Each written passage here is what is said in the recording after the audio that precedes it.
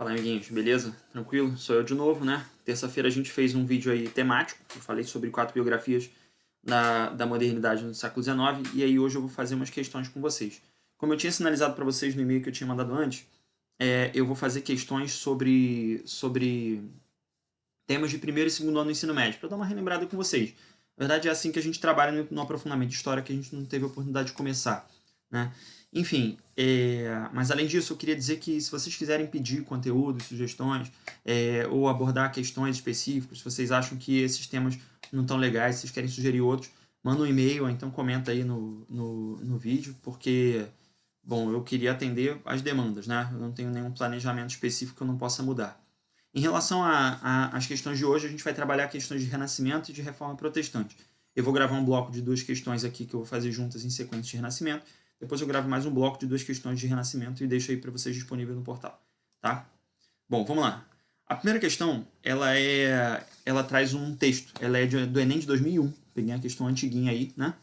E fala sobre um cara chamado Roger Bacon. Vamos ler o texto junto, vai. O franciscano Roger Bacon foi condenado entre 1277 e 1279 por dirigir ataques aos teólogos, por uma suposta crença na alquimia, na astrologia e no método experimental, e também por introduzir no ensino as ideias de Aristóteles. Em 1260, Roger Bacon escreveu: pode ser que se fabriquem máquinas graças às quais os maiores navios, dirigidos por um único homem, se desloquem mais depressa do que se fossem cheios de remadores, que se construam carros que avancem a uma velocidade incrível sem a ajuda de animais, que se fabriquem máquinas voadoras nas quais um homem bata o ar com asas como um pássaro. Máquinas que permitam ir ao fundo dos mares e dos rios. Bizarro, né? É um texto muito doido, escrito aí em 1260, né? Mas, se você ficou muito surpreso aí com o grau de previsibilidade do Roger Bacon, eu fiquei surpreso com outra coisa. Mentira, não fiquei surpreso com nada, né? Já li isso várias vezes. Mas quando eu li esse texto, a primeira coisa que eu percebi não era que esse cara estava prevendo o futuro. Era que esse cara era franciscano. E o que significa isso? Significa que ele era um membro da igreja. Ele era parte do clero católico da Idade Média.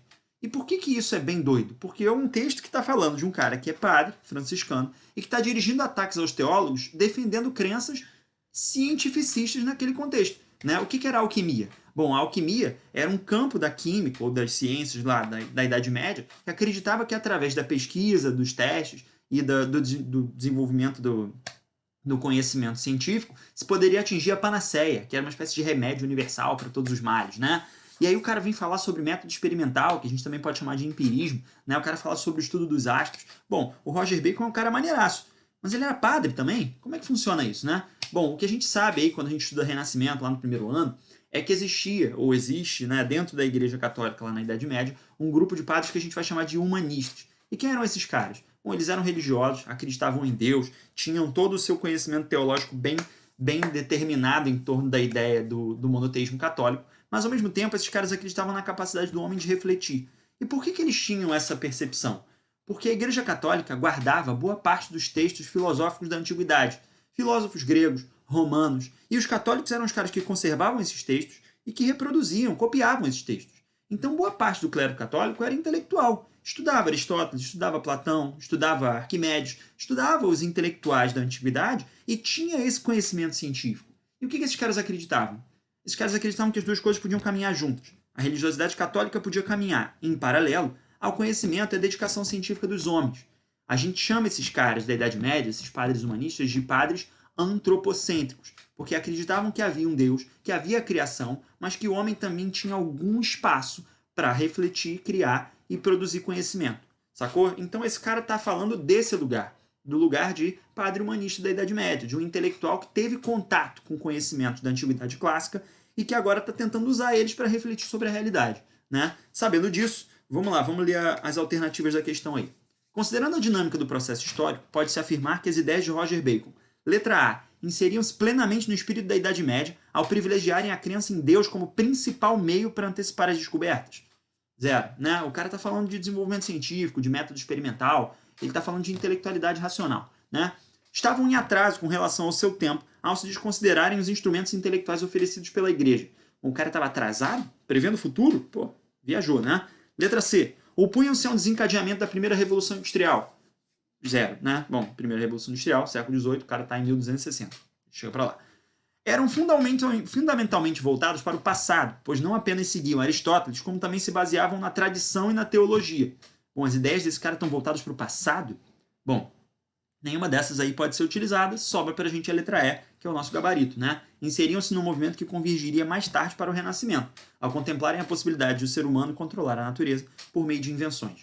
Cara, é muito maneiro você ler uma questão do Enem assim, porque você percebe que o Enem sempre segue um certo perfil. E que perfil é esse? É o perfil de que você possa aprender com os textos da prova e, com uma boa capacidade de interpretação, relacionar o que você aprendeu com as alternativas que você está lendo. Pensa nisso. Bom, vamos lá. A segunda questão é para o Enem 2011. Eu trouxe um pouco mais para perto, mas ainda é antigo, né? 2011 é recente para mim, que sou velho, né? Acompanhando a intenção da burguesia renascentista de ampliar seu domínio sobre a natureza e sobre o espaço geográfico, através da pesquisa científica e da invenção tecnológica, os cientistas também iriam se atirar nessa aventura, tentando conquistar a forma, o movimento, o espaço, a luz, a cor e mesmo a expressão do sentimento. Bom, esse é um textinho curtinho, mas que diz coisa pra caramba. Então a gente vai ter que desmembrar ele um pouco. Eu vou tentar ser breve, mas vou tentar dar conta dessas paradas que estão sendo ditas aí. Bom, que intenção é essa da burguesia renascentista? Por que havia uma burguesia renascentista? Bom, para a gente continuar falando do que a gente estava falando na questão anterior, né, o Renascimento, então, ele é um movimento de retomada de perspectivas da Antiguidade Clássica, né, e que tem a sua origem, né, nesses padres humanistas que existiram durante toda a sua Idade Média. Né? Então a gente chega lá no século XIV, no século XV, e esse pensamento humanista que estava restrito aos mosteiros e aos padres humanistas, ele se desprende desses ambientes do clero católico e ele passa a atingir e privilegiar boa parte da sociedade. Né? E quem é que vai se beneficiar muito com isso? Bom, a ruptura com dogmas católicos, a defesa do antropocentrismo, ela traz para a sociedade uma sensação de otimismo em relação ao homem. E essa relação de otimismo em relação ao homem era muito importante para a burguesia, uma vez que a burguesia estava tentando superar aquela lógica de sociedade estamental em que você nascia servo e nascia nobre. O que é ser burguês se não defender a mobilidade social, não é? Então, nesse sentido, o otimismo em relação ao homem, ele contribuía muito para as perspectivas filosóficas de existência da burguesia. Mas não é só sobre isso que esse texto está falando, não. Ele está falando de uma burguesia que é renascentista, mas que tem interesse em ampliar o seu domínio sobre a natureza e sobre o espaço geográfico. O que significa isso? Significa que, para além dessa questão filosófica do otimismo em relação à ascensão social, a burguesia vai também se valer desse pensamento racional para desenvolver conhecimento e lucrar sobre isso. Se ela se dedica ao conhecimento sobre a natureza e sobre o espaço geográfico, o que a burguesia lá do século XV, do século XVI está fazendo?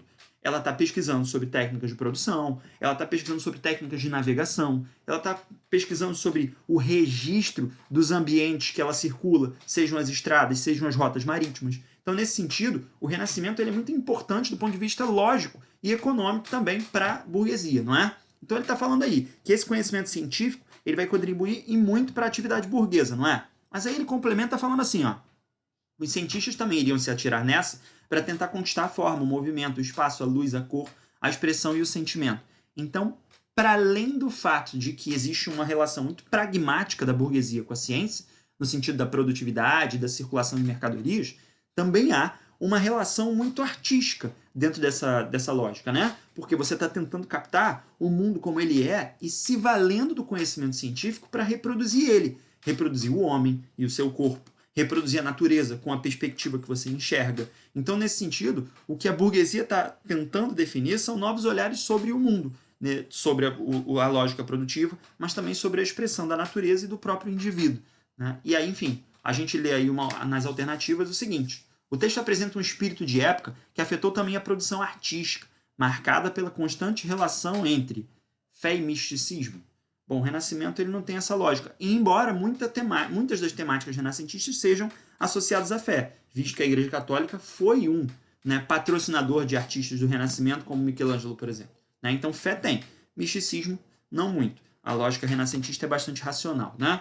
Ciência e arte é o nosso gabarito, mas vamos ler as outras aí. Cultura e comércio. Bom, o texto não aborda diretamente a questão comercial, embora aborde indiretamente, falando sobre, por exemplo, o interesse da burguesia no espaço geográfico, né? Mas diretamente não fala nada sobre isso.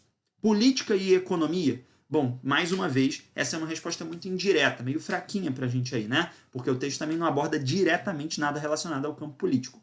E astronomia e religião também fica bom, em paralelo a qualquer tipo de debate aí, uma vez que diretamente não se aborda nada sobre religião no texto, né? Bom, é isso, galera. A gente tem aí, então, duas questõezinhas. Os gabaritos estão